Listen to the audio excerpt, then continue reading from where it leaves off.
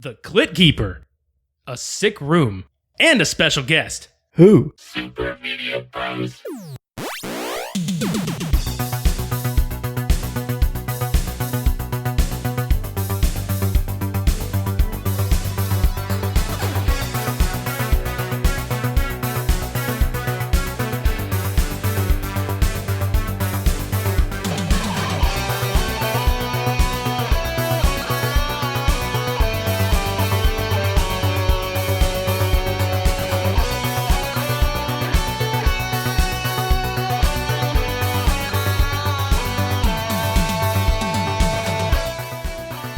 I said a special guest, but it's more like a returning special guest.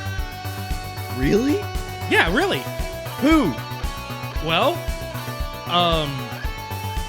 you motherfucker. I'm special? Yeah, a little bit. A little bit. Welcome to episode 134 of the Super Media Bros podcast. I'm MdntAgntRAW, and today I am joined by returning special guest, Dollar Store Dev. What's up? It's been a long fucking time, dude. Dude, it has. I was thinking about that. Like, it's been like a year, 2 years? Dude, I think it's been 111 or 12 episodes. Oh, fuck. I know, right? But look, the last time Devin was here, we talked about all the Samurai Cop films. So, I mean, I thought it was only important that, like, if he's going to join us for a special episode, it's going to be a Cult Cinema Showdown. So, this is Cult Cinema Showdown 54. By the way, what time is it? It is, according to my G-Shock, it is 5:34. Yeah, we getting hit with that G-Shock sponsorship. Not yet, but, like, kind of. So, We're working towards it. 5:34 in the fucking morning. We just started watching movies at like 11, but we got sidetracked halfway through the process and we just started bullshitting for fucking 3 hours. Yeah. And then we watched another movie, bullshitted again for another couple hours. And here we are. Yeah. And what are these movies, you might be asking? Well, if you haven't looked at the episode art on YouTube or if you haven't been following us on social media, the movies this week are fucking Verotika and Cradle of Filth. These movies, I stress, one of these is a movie. The other is something I have no fucking idea what happened. So the reason these two were paired off is because Glenn Danzig decided, you know what? I need to make a comic series. And you know what I need to do after that? I need to make a movie about this comic series. And the other movie is a film that is starring Dani Filth from Cradle of Filth. Need I say more?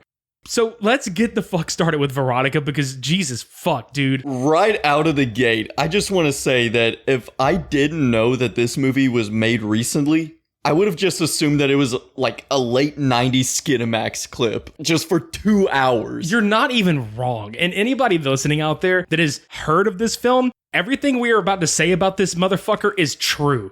We are not making this shit up. There's no fucking way there's no possible way that we could have even written this shit. Verotika, I like to call it Tales from the Clit.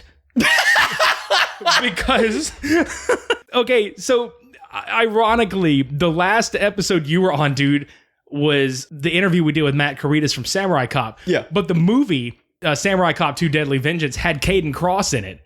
So she's in this as the Clit Keeper. Which I like to call her the Clit Keeper in this one, but it's more, what was it, Morella? It was something like that, man. Mozzarella. We'll just call her Mozzarella. I don't fucking know. Mozzarella. Dude, swear to God. So the movie is divided into 3 sections. It's an anthology of horror, but the horror was the movie itself. It was not anything in this movie. So let's talk about the first part, the albino spider of Dajet, which... The fucking spider, dude. My fucking God. We don't want to get like too fucking much into every aspect of this, but god damn, this movie was... They open up with the spider like crawling up the rose thorn and then going down the actual rose itself, like the petal.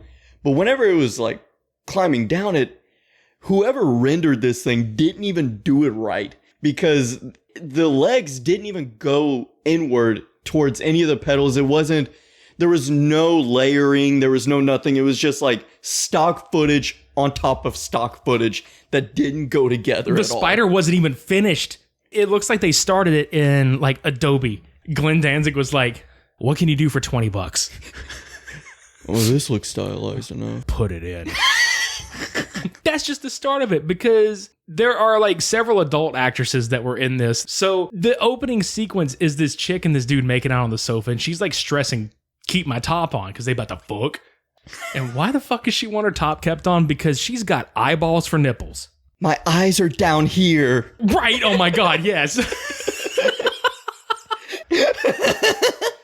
No, like, but for real, in this sequence of the movie, there are horrible French accents, like the worst. How is the rewatchability? It's bad, dude.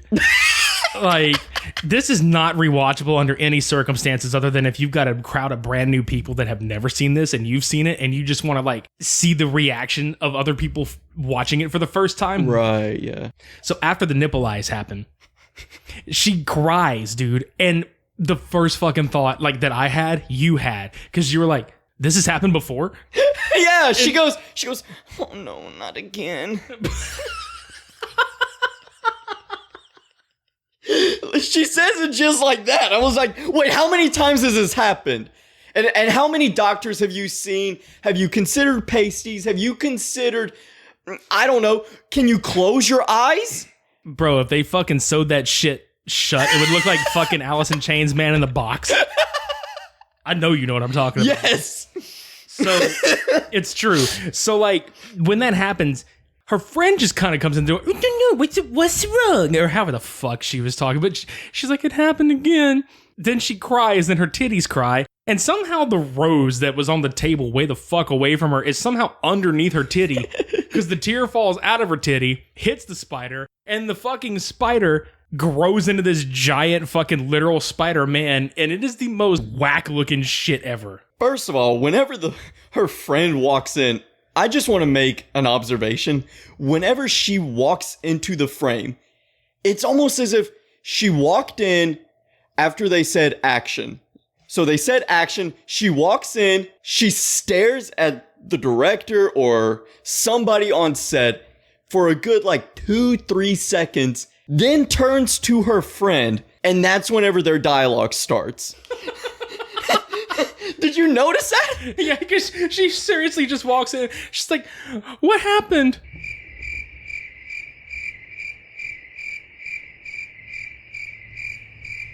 It happened again. Oh, fuck. But that's pretty much how it went. And the second thing is, whenever her fucking titties start crying, my first thought was, so is this like the equivalent to lactating? Like, what is going on? I was thinking the same thing. I know we're not supposed to dive into the science of this movie, but I have questions. Like, there's so much to go into with this. One of the questions that I have is, why the fuck were there so many zoom-ins? You know what I mean? Like, why the fuck were there so many camera close-ups in this son of a bitch? It's like somebody just handed him $1 million, which coincidentally is reportedly the budget for this movie. $1 million. Where the fuck did it go?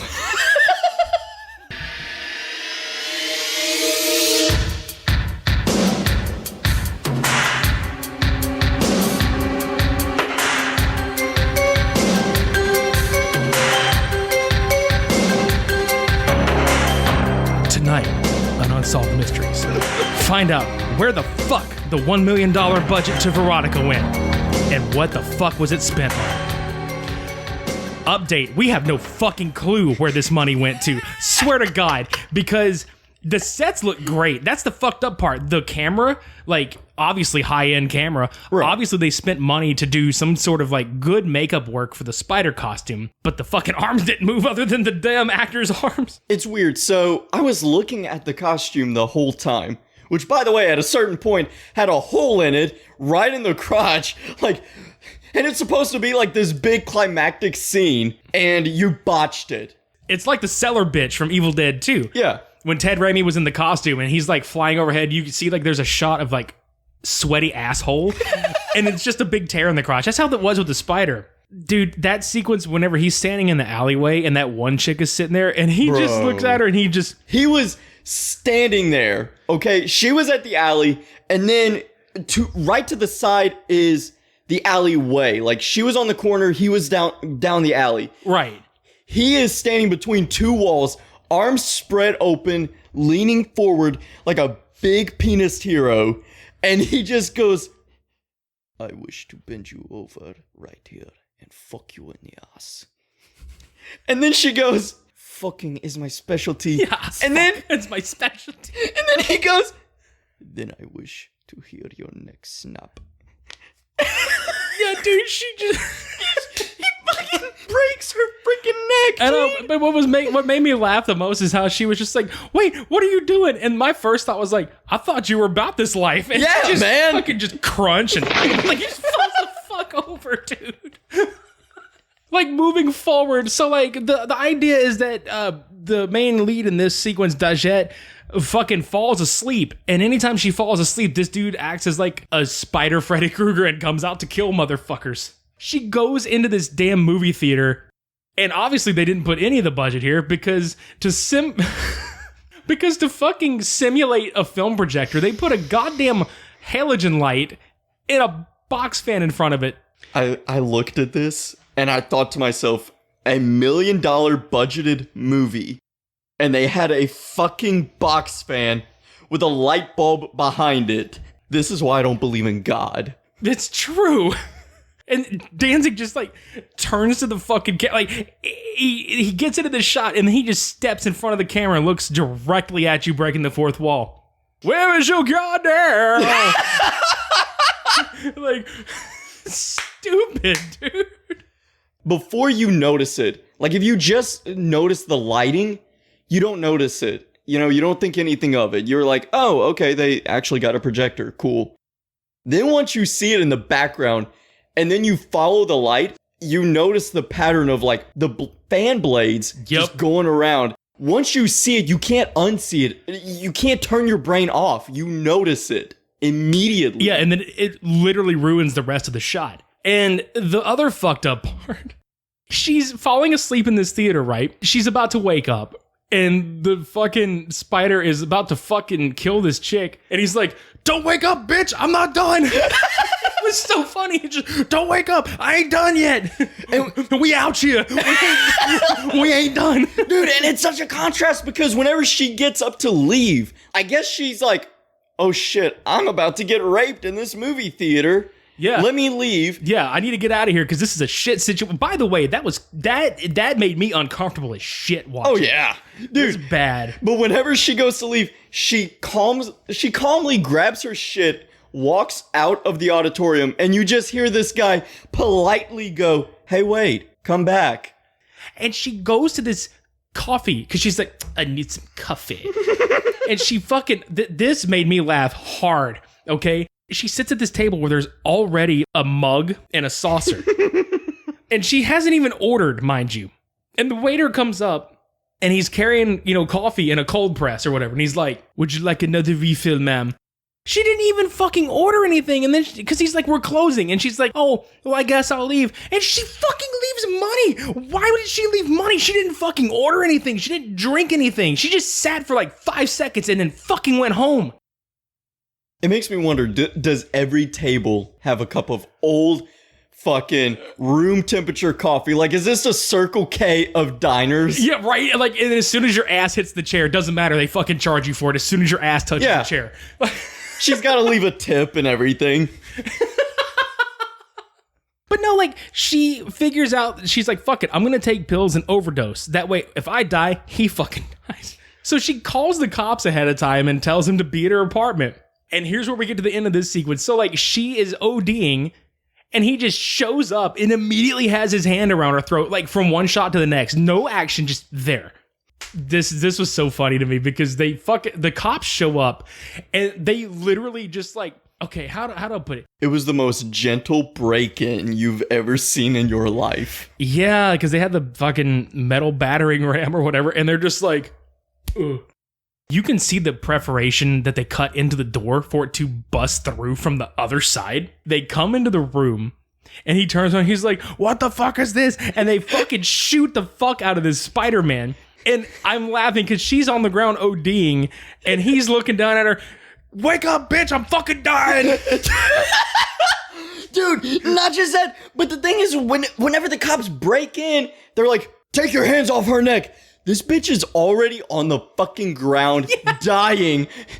fucking drool coming out of her mouth already, foaming like a rabid dog, dead, and they just said, "Get your hand off her neck." Wake up, bitch. I'm fucking dying. So stupid. And he fucking dies. And then I love they just stand over. Well, I guess we found the guy that's been killing all those girls. She looked like she's overdosed. Is that an eyeball on her titty? Like, the end. I swear to God, the end. And it's so depressing because, and I've noticed this with a lot of anthology films. For example, VHS. Great fucking movie. Dude, I love that movie. But I've noticed this odd trend where, in a lot of anthology films, the first one is usually the best. Yeah. Even here. Yeah. Say what you will about the quality of all three of them. The first one was the most dissectable. It had the most going on that you could talk about, the most memeable, just everything about it. And it's just this weird trend that I have noticed. I don't know. Yeah, and then moving on to fucking the second one is Change of Face, which this one is dumb as shit. This one fucking deals with the mystery girl who is only ever known by Mystery Girl. She's a stripper that likes to carve faces off of other women and wear them, but why does that matter? Because she wears a fucking shawl over her face anyway, so you never see the fucking faces that she wears. There's no point to have her even do this shit. She could have just killed them. Why does she need to peel their faces off if she's gonna cover her fucking face up anyway? Like, you can see shots where it's clear that there is a layer of skin over hers because the eyeballs are cut out for slits and everything. So you can see her skin complexion underneath a different one and everything. Right. But it's like, if you're wearing a mask, it's not even like you have a different identity. There's nothing going on here. There was, with Buffalo Bill, with the Joker in the New 52 comics, like, with all these different stories that have handled things of this nature, there was a reason, there was a backstory, there was some form of explanation. Here, there is nothing. Yeah, and to the point that in the stripping sequence, because they spend some quality time at this fucking strip bar, the mystery girl walks on stage to start stripping, like, amongst other strippers here, and I swear to fuck, I timed it. It's at the 34-minute mark, and it lasts until the 39-minute, 8-second mark. And it's literally nothing but stripping and music from the soundtrack. It's like a prolonged music video for 3 different fucking bands and no exposition. Like, it's literally there to fucking fill the movie. And the thing is, I would be okay with this if the music was good. The first song, I fucking cried because dude, I say this as a joke to all my friends. Anytime they want me to, like, stop being a little dickhead, I'll just be like, can't stop, won't stop. And I say that shit just fucking around. The hook of this song is can't stop, won't stop, come on, come on. And I fucking shitted myself. Shitted, shat, I don't know. No. God damn it. No. I don't give a fuck. No, I used shitted last week when we did the fucking Mad Libs. I used shitted. Dude. So you shitted yourself. Yeah. And then the second song was from Glenn Danzig. Now, I grew up listening to the Misfits and even Danzig's self-titled stuff and everything. So this hurts. It really does. The man has not aged well. Oh no, and oh my god. And it sucks too because I like his music too. And I know where you're going with this because it's the same thing I said. I was like, bro, he ain't even trying anymore. No. He ain't even fucking trying on that shit. Dude, it was, honest to God, it was even worse than his last album. His Elvis album. Danzig sings Elvis? Yeah. That's a real thing. Again, we can't write this shit. We can't make it up. That is a real thing. That's even the title. Like, we're not exaggerating. You can go on your Spotify, Pandora, iTunes, Apple Music, whatever. It's there. Yeah. Danzig sings Elvis. That's the album title. What if it was just him literally singing the word Elvis the whole time? That'd be better. Elvis! Elvis, Elvis, Elvis! Elvis! Can he at least give us that EP to make up for it? Maybe. I don't even know if he could make up for it. Because, like, he hit us with, like, a triple doozy on this bitch. But, dude, that's the thing is, like, the song that he put in this scene was even worse than that album. And it seems as though he thinks very highly of it because it's also, I noticed, the theme music on the Blu-ray's main menu. And because we didn't start the movie immediately, we put the disc in, talked a little bit, and so this music was in the background. Like, what? We probably listened to this a collective 20 minutes. Yeah, roughly, at least. Yeah, 20 to 45 minutes tonight. I'm fucking sick of it. I would rather dig my eyes out with meth rocks than hear this shit again. Right? Yeah, by the way, this movie just ends. Or like, this sequence just ends. There's a detective. He finds some dead people, and he fucking has a conversation with his other people. And cause of death, apparent shock and loss of blood. Nice. It reminds me of that scene in Lycan Colony whenever that dude's eating the fucking steak and the other guy asks him how it is. He's like, how is it? Awesome. Like, blows eardrums out of the fucking mix on that audio track, and he just, awesome. Stuff like that makes me wonder if they even go back and check any of this. No, they probably didn't. And the other thing I want to talk about before we move to the next chapter, on the DVD/Blu-ray release, there's special features or whatever, and there's literally nothing but the trailer and like a film reel. And the film reel is just behind the scenes set photos. Every behind the scenes set photo came from this segment, which just proves they were only there to see titties.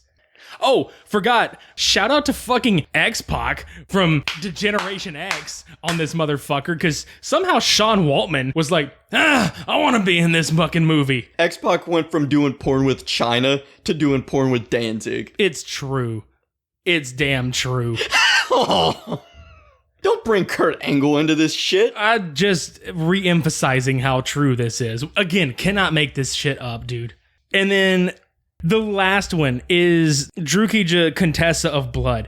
It is actually loosely based on Elizabeth Bathory, who famously bathed in her victim's blood. I promise you that this movie opens with this main character, Contessa, wiping blood on her face for 5 hours. Dude, and it's such a shame because I love the history behind that story. Because whether you believe she did it or if you believe that she was framed for it, either one is just as fascinating as the other. Exactly. The fact that we get this shit, though, I fucking died because she collects this girl from this mob. Like, she goes and grabs all these virgins because she's gonna kill them and she's gonna bathe in their blood, right?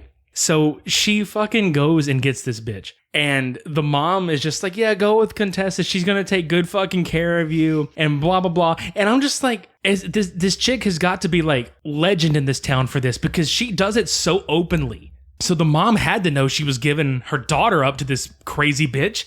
And she just is like, oh, go, go. And the daughter gets pulled out of the fucking little shanty that they're in. And then Contessa just rolls in and drops money on the ground, and the mom is just fucking sitting there like Ted DiBiase.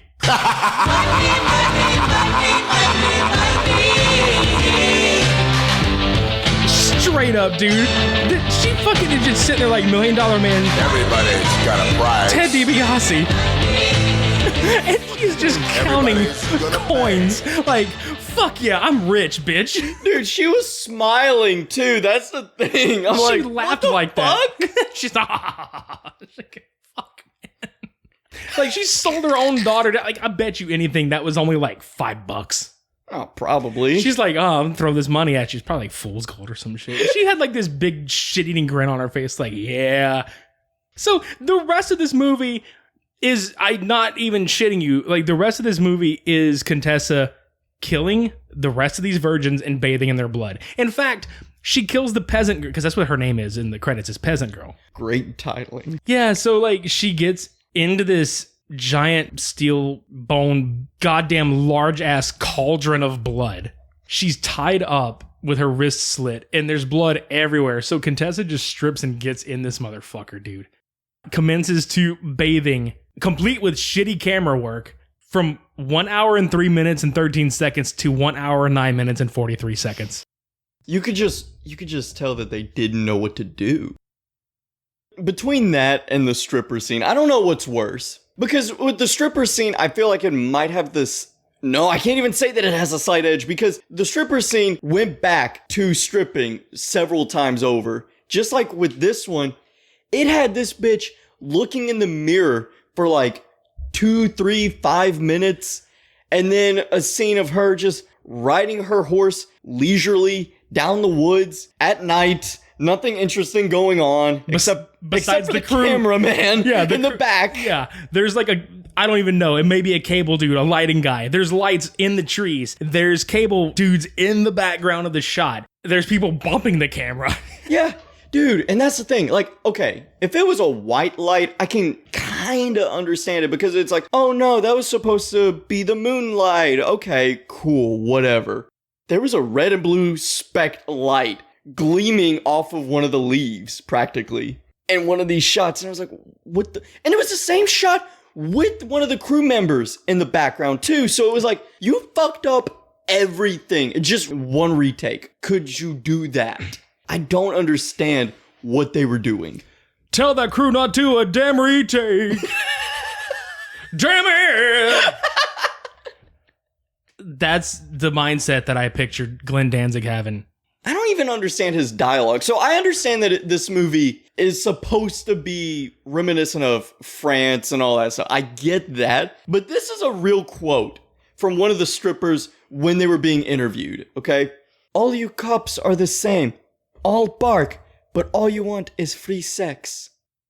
They weren't even there for sex. They were interrogating them, trying to ask them questions about these murders. And by the way, whenever these strippers were some of the worst actresses in this movie, and that says something, every time they would speak softly, but just kind of swiftly. Oh, hi. Like that. But here's what I noticed. No matter what emotion was on their face, their eyebrows never moved.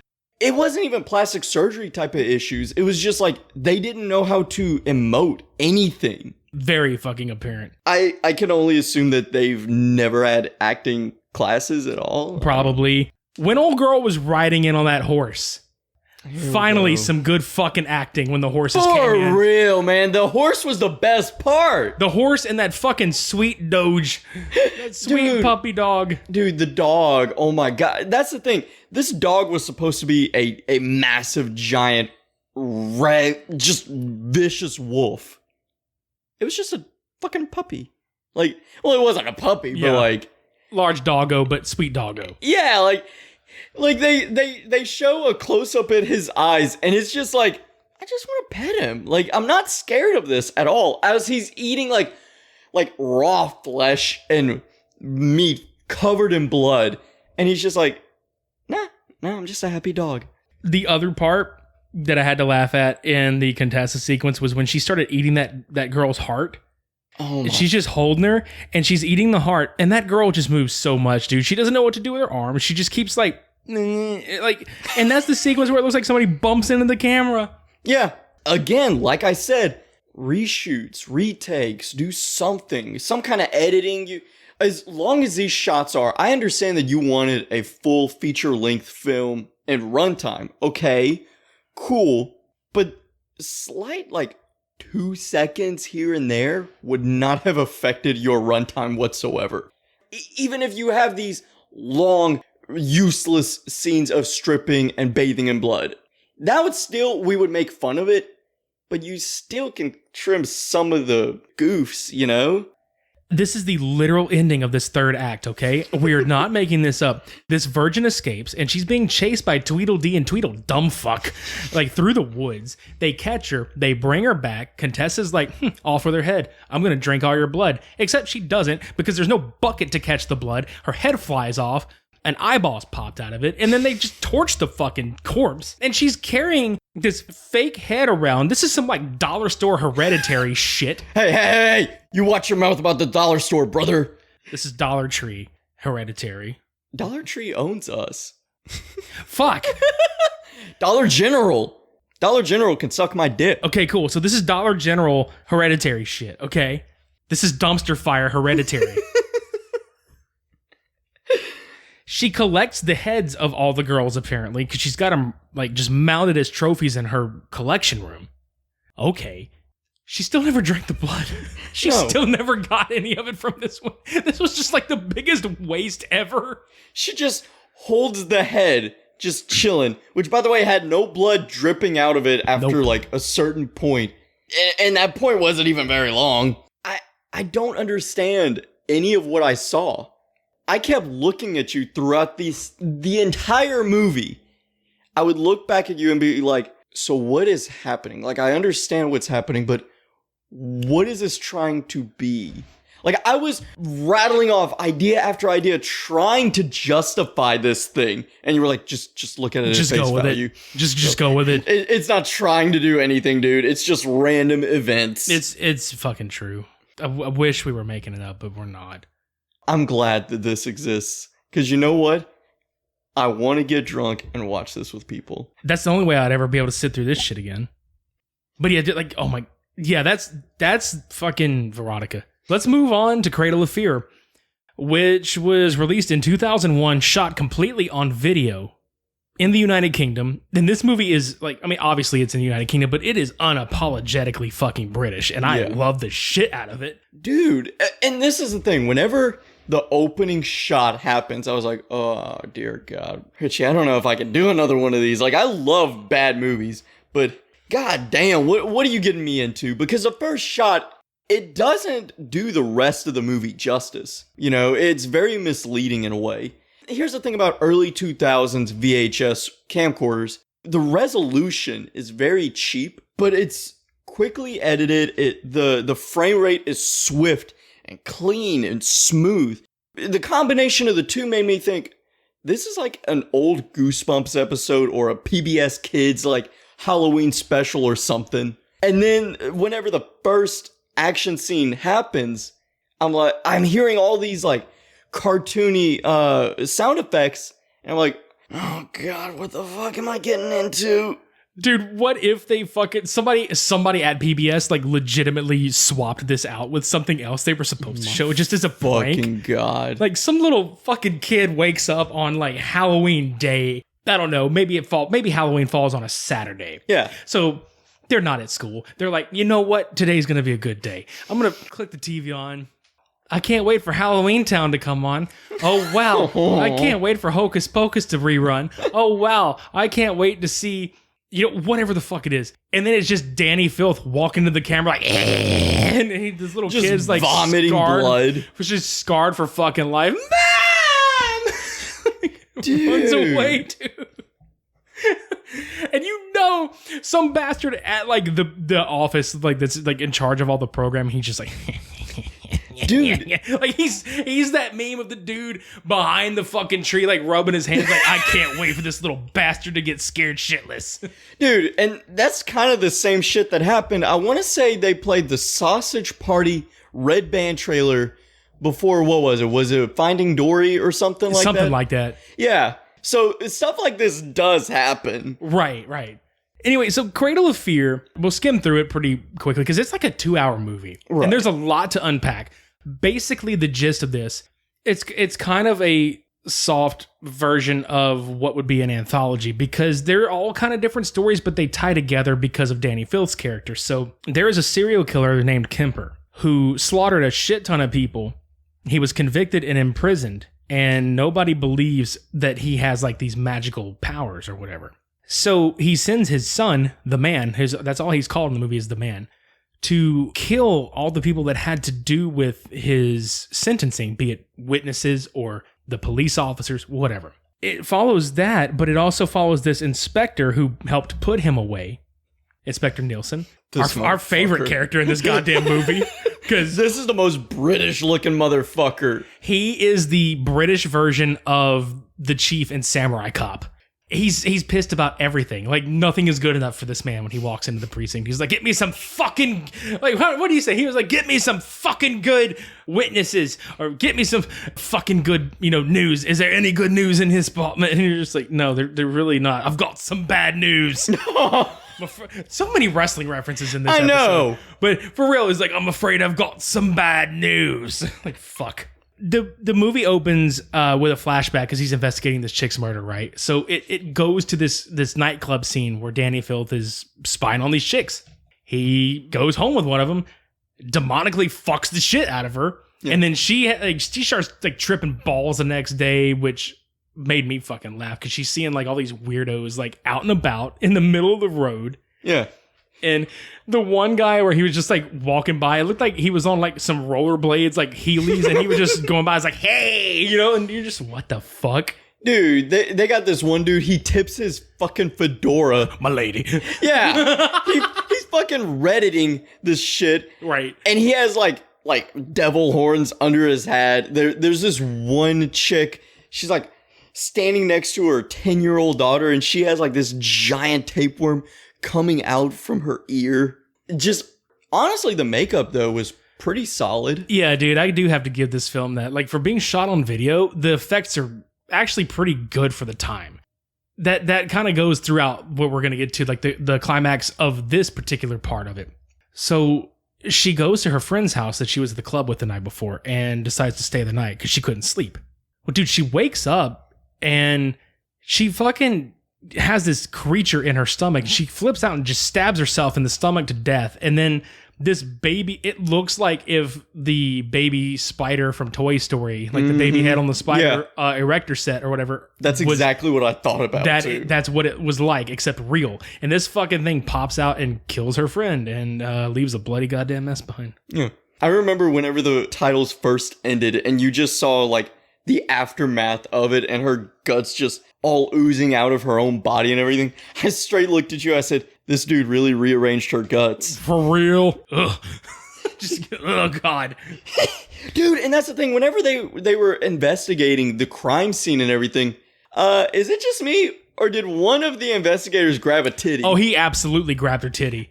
Like, Just like, oh. I was like, what the fuck just happened? This is a dead body, bro. You filthy fucking piece of shit. He's just like, titty. And you're like, no. And that happens, and this movie only gets weirder and weirder as it goes on. So the next one is Kemper has put his blood on this pendant, and then he puts it in this dirty ass envelope with a hit list, and he floats it up via string to the man. And dude, like watching that letter like just kind of go up, I was looking at it going, you know, this looks like if they tried to shoot Harry Potter without the budget. Let's film the Hogwarts letter flying in. We can't get rid of the string. Fuck it. Leave it.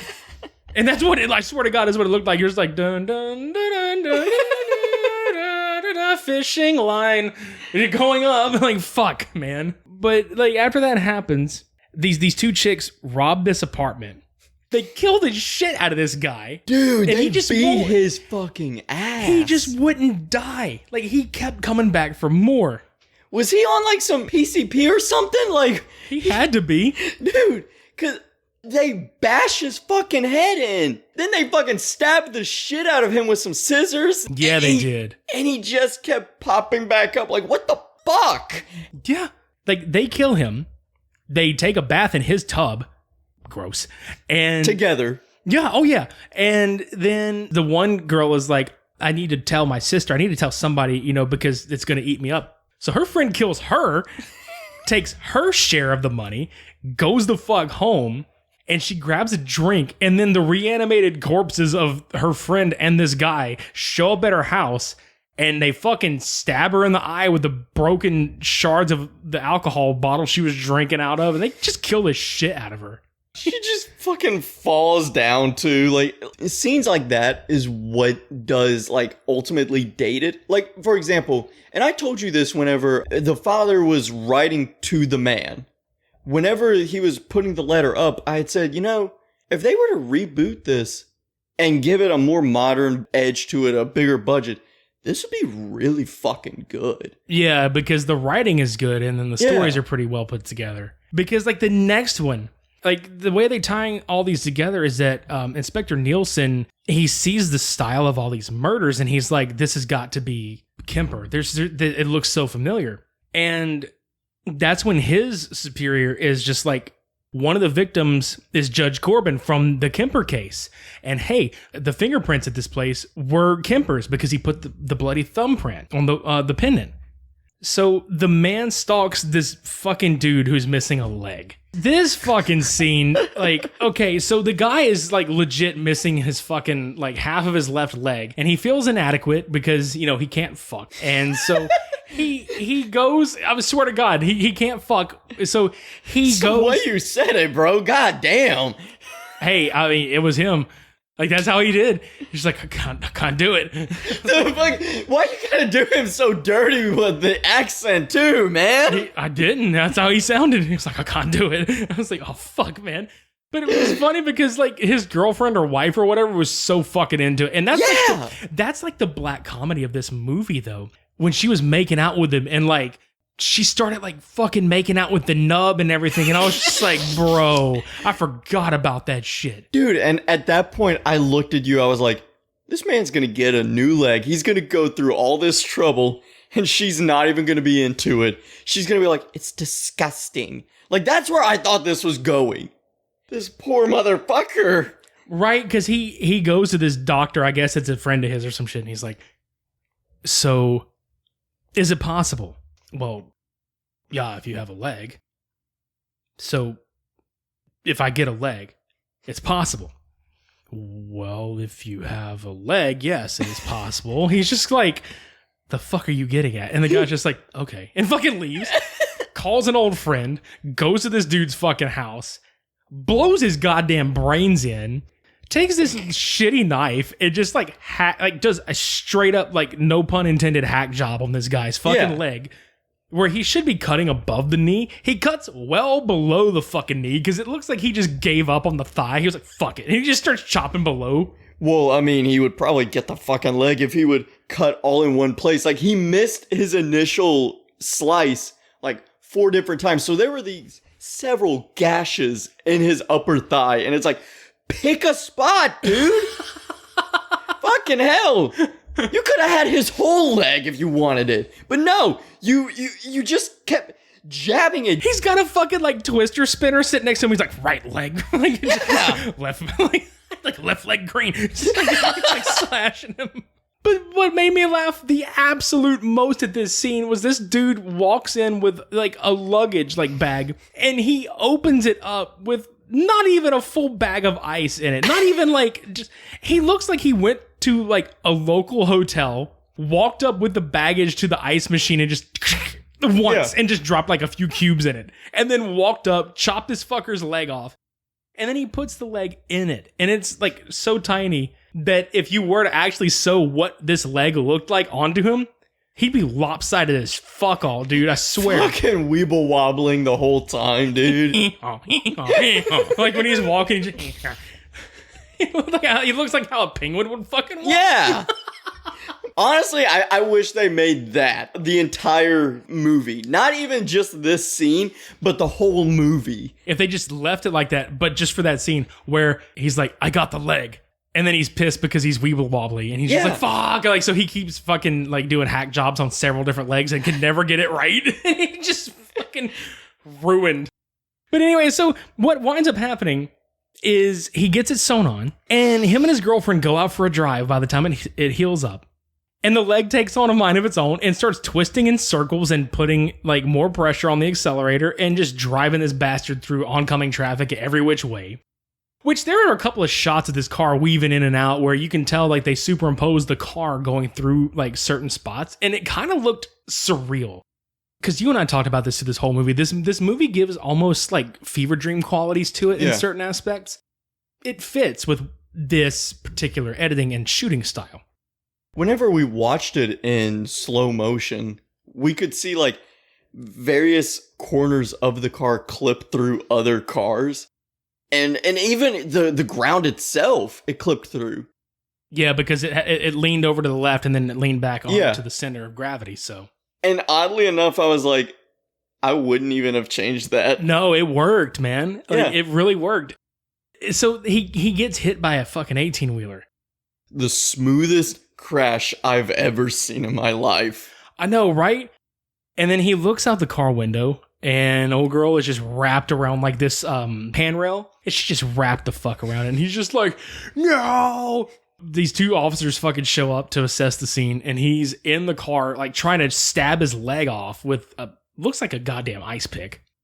And then he fucking stabs his own neck, like through his chin up into his mouth with the ice pick. So he's killing himself. And then here comes Danny Filth. Just gonna murder these fuckers, poke their eyes out and shit. Then I'm gonna eat a fucking cat. This part hurted. Yeah, he stabs the absolute shit out of this fucking cat graphically. And then like eats its guts on a silver platter, which I have to admit, the effect they did for this looked really neat because it looks like he upturns the tray and all of it just perfectly like slides into his mouth as he's like eating it. And I'm like, man, did they shoot that in reverse? Did they, like, what'd they do? Because it looked cool as shit. Whenever the shot opens and it's just him walking down and it's just their silhouettes, I was like, is he holding a... Tell me this ain't a fucking cat. I swear to God, if I gotta see a fucking animal die, I'm not ready for this, man. And then whenever I heard the meow, I was like, oh, fuck. Yeah. I turned around and I looked for Richie. You were in the bathroom, but I was like, this motherfucker, he left me alone to deal with this by myself. Yeah, my bad. I forgot. I'd forgotten about that scene, honestly. And then I come back and that scene's happening. I was just like, oh, I done fucked up real bad. No, you had that like, you looked like you were about to call Sarah McLachlan on my ass. With dude, a fucking... I was honestly sitting there like, man, I don't feel so good. I want to go home now. Right. But like after we get out of that scene, like, I think that actually took place before this, but still, like, it happens nonetheless. Nielsen is informed, like, he's investigating this crime scene. So Nielsen is informed that his son is on the list and he may be dead. And now we kind of get to, like, the penultimate part of the film. This was, like, the segment in this movie. Because we were talking about how usually it's, like, the first, one that's good. This was the fucking best part. It was the most trippy. It was the most bizarre. It had the most personality. But this one almost has the most depth. Yeah, dude. And oh god, what was it? 2001 when this came out? When did Saw come out? That's a good question. I don't know. I feel like Saw predates it. Yeah, I'm looking at my watch right now. I've genuinely been up for 22 hours, so forgive me for forgetting the date of a movie from 20 years ago. Yeah, we've both been awake for a long fucking time. We look like some goddamn tweakers. We look like fucking Detective Nielsen by the end of this movie. Just, like we look like him and fucking his son. His son is obsessed with like smut and snuff films, okay? Like he gets fired from his fucking job because he's using the company's intranet system to look up all this shit, which they've been tracking him, looking at all this, and they're like, you're fired. Get the fuck out. He goes home because he finds this fucking place called The Sick Room on like the dark web. They have like people that are trafficked in these cubicles where you pay to like have them murdered and shit. It's so fucked up. Throughout this whole segment, this dude fucking loses his girlfriend because he beats the shit out of her because he's looking for like, his sexual high basically. He loses his girlfriend, loses his job, loses his fucking house, loses his furniture, and he loses the website. And that was their way of luring him in. Yeah. Because he became so fucking obsessed with looking for this site that he's like going into internet cafes and this just trying to track it down. Dude, that sequence where he wakes up, like he's sitting outside, he wakes up under a cardboard box and he just fucking walks in the front of that thing. Black coffee, 6 sugars. I don't think I saw the dude even drink coffee. I didn't see him eat anything. There was a scene where he was like sitting in his apartment whenever he still had it. And there was like a giant pile of cigarettes. And I'm like, did you fucking eat the cigarette butts? Because goddamn, yeah. You're just sweating profusely and you haven't slept. You look like you are dying. He survived on cigarettes and his drinking his own sweat and piss. There's the only fucking reason he could have survived. He's got to be doing that. And he finally cracks the code to get into this website, right? Mm-hmm. And this is when he goes berserk at his house. Because the motherfucker gets into this website and he slashes this one dude and then like kills him with a hammer, like via, the choice selections. And this man has spent over like $3,550. Like he sees this message pop up that his bank account has been frozen, and then the website just powers down and disappears, and he loses his fucking mind and goes on this quest to find this fucking website, and then It all leads him to find this house in the middle of bumfuck nowhere. And this little guy answers the door and he walks in and he's like, I want to know about the sick room. He's like, yeah, I'll show you where it's at. Cool. So this fucking asshole, because he is an asshole, walks into this room. And then all of a sudden, he is in one of the cubicles, ready to get fucked up by whoever the hell is paying to get him fucked up. He gets fucked up, like sliced and hammered and kicked and punched and just beaten the fuck out of. And the website closes out and you can see the reflection on the monitor screen and it's Dani Filth. Bravo, that was beautiful. Yes. So here's where the ending of the movie happens. Nielsen is like, dude, fuck Kemper. I'm going to put an end to this shit once and for all. So he breaks into the asylum he's in.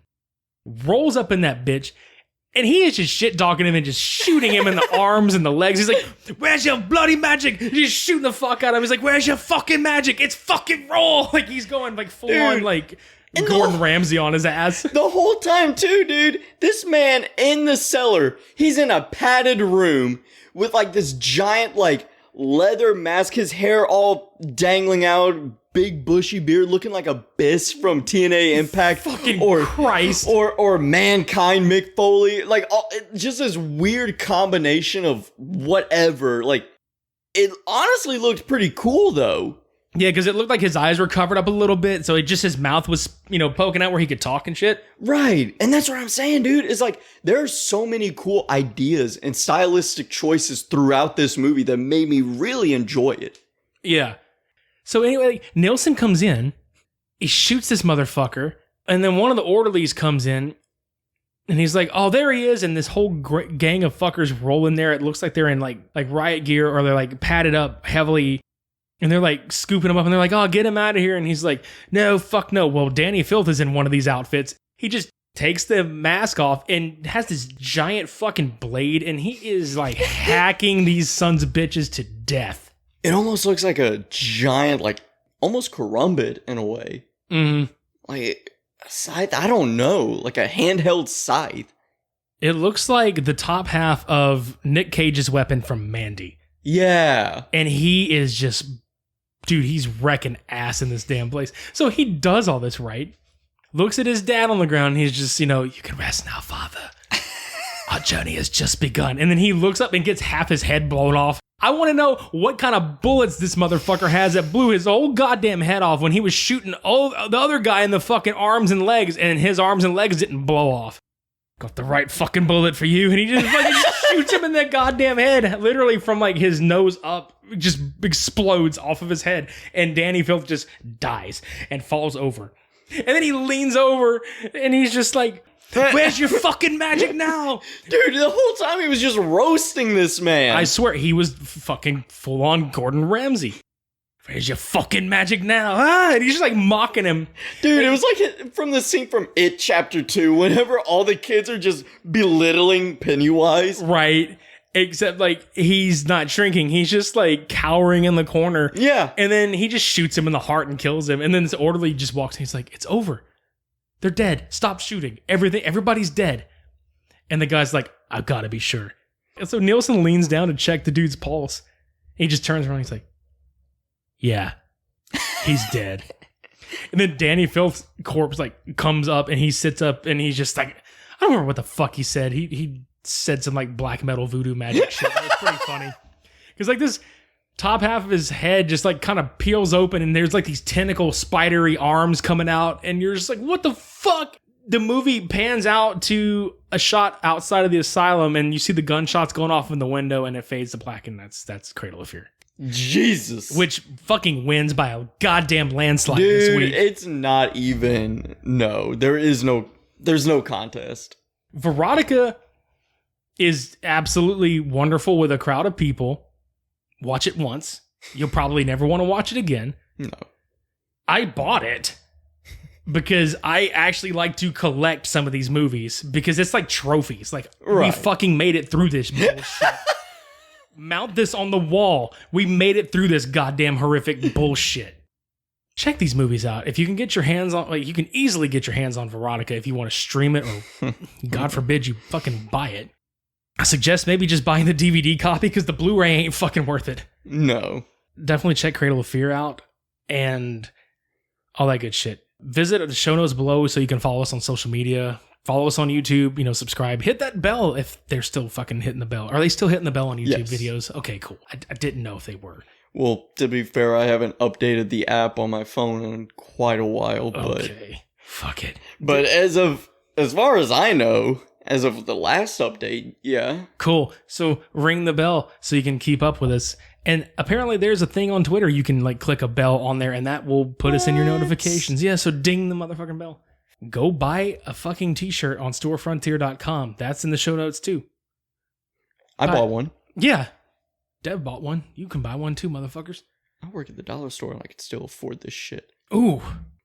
That's a big step up because I remember the last time you were on, you were like, bro, I work at the dollar store. I can't afford shit. No, dude. Now you've done moved up in the world. I work at a dollar store. I can afford this. Well, yeah, man. This pandemic's got me getting hazard pay, bro. That's true. But no, for real, go buy it. We have masks. Speaking of the pandemic, we have masks for sale, and everything on our website is at the lowest price possible. So go check that shit out. If you feel like joining our Patreon, we have exclusive content on there. If you feel like donating just once, go to coffee.com/supermediabros. That's also in the show notes below. Leave a rating and review on Podchaser and iTunes. That shit helps us out a ton. We've got some new reviews up recently, and by God, it's been cool. It's been cool. Dude, thanks a lot for hanging out and watching some bullshit. I mean, we do that shit anyway when we hang out, but fuck, dude, thank you for sitting through this lot of bullshit with me. Dude, it's always a pleasure. Fucking A. I think we're gonna just get the fuck out of here. Oh, them nice fucking drum fills. Just sweet ass synth. Well, that was Verotika versus Cradle of Fear. Until next time, I've been MdntAgntRAW. And I am Dallas O'Dev. Fuck yeah. Shades on, motherfuckers. We're off.